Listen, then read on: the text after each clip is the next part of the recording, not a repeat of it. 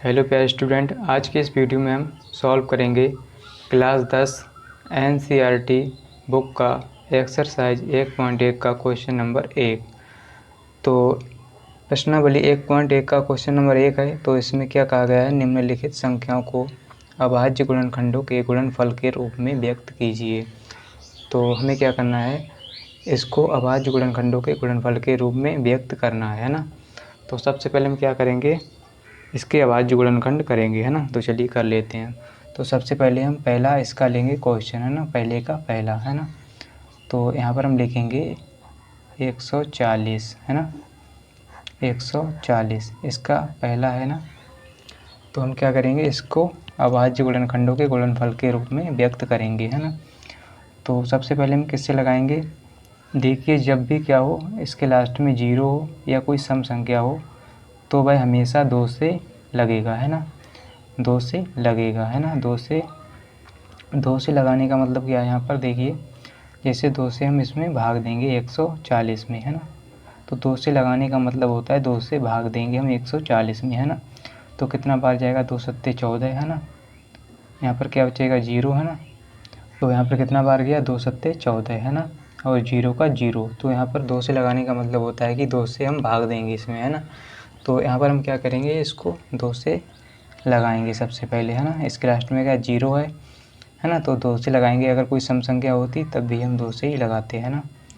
तो क्या करेंगे, 2 से लगाएंगे, 2 सत्ते 14, है ना, 2 सत्ते 14। अब क्या करेंगे, 0 का 0, है ना। अब क्या करेंगे, 2 से फिर से लगाएंगे, तो 2 3 6, है ना, और 1 बचा, 2 पंजे 10, है ना। अब क्या करेंगे हम इसको 5 से लगाएंगे, है ना, 5 से, है ना, क्योंकि 3 से तो ये लगेगा नहीं, 3 एकम 3, 3 से लगने वाला नहीं है। 5 से लगाएंगे तो 5 एकम 5, 5 सत्ते 35, है ना। तो 5 सत्ते 35 यानी कितना आया, 7 बार आया, है ना। तो अब क्या करेंगे, इसको हम लिख लेंगे, देखिए 2 गुणा 2 गुणा 5 और ये 7, है ना। तो इसको हम और किस तरह से लिख सकते हैं, देखिए इसमें क्या है, 2 गुणा 2, है ना। तो 2 जो है 2 बार है ना। तो इसकी एक घात ये, एक घात ये, है ना। तो यहाँ पर एक घात और एक घात यानी 2 घात हो जाएगी। तो ये जब क्या हो, आधार समान हो तो घातें जुड़ जाती हैं, यानी यहाँ पर आधार समान है तो कितनी घात हो जाएगी, 2 घात हो जाएगी, गुणा में 5 हो जाएगा, है ना, गुणा में 7। तो यही इसका क्या है, आंसर है पहले का, है ना। अब हम इसका करेंगे दूसरा सवाल, है ना, पहले का दूसरा।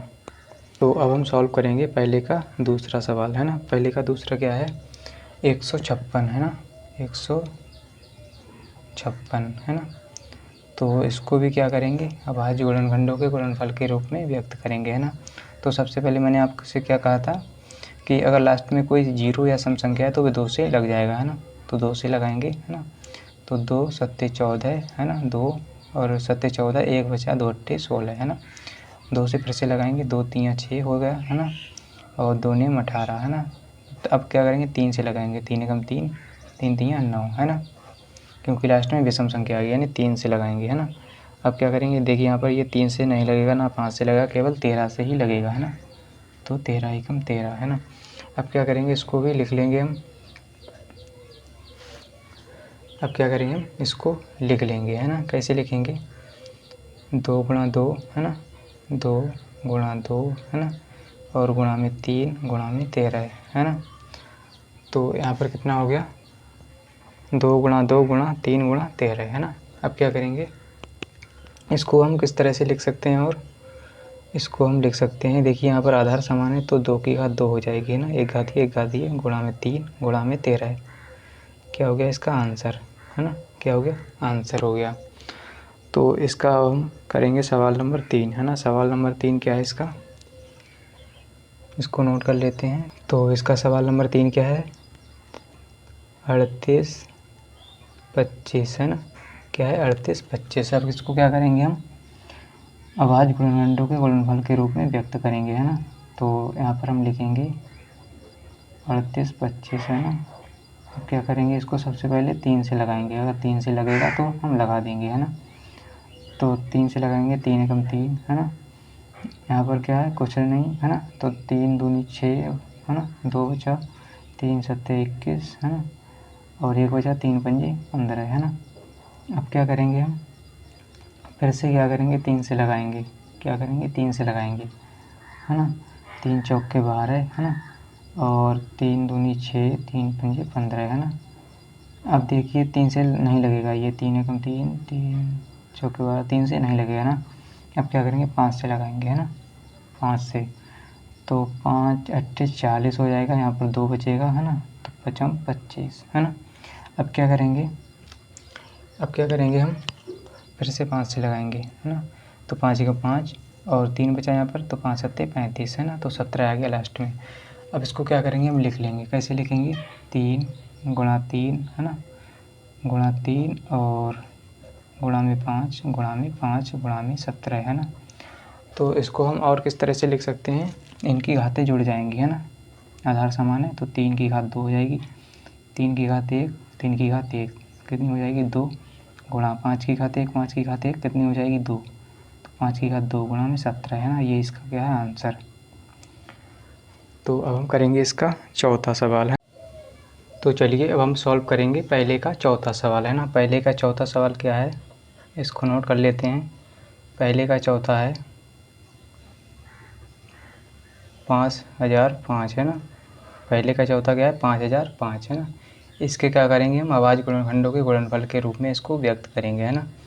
तो सबसे पहले क्या करेंगे, इसको नोट कर लेते हैं है ना। अब क्या करेंगे, इसको हम इसके अभाज्य गुणनखंड करेंगे है ना। तो सबसे पहले हम इसको किससे लगाएंगे, इस क्लास में क्या 5 है, तो 5 से लगाएंगे है ना। तो 5 से लगाएंगे तो कितना हो जाएगा, 5 एकम 5 है ना।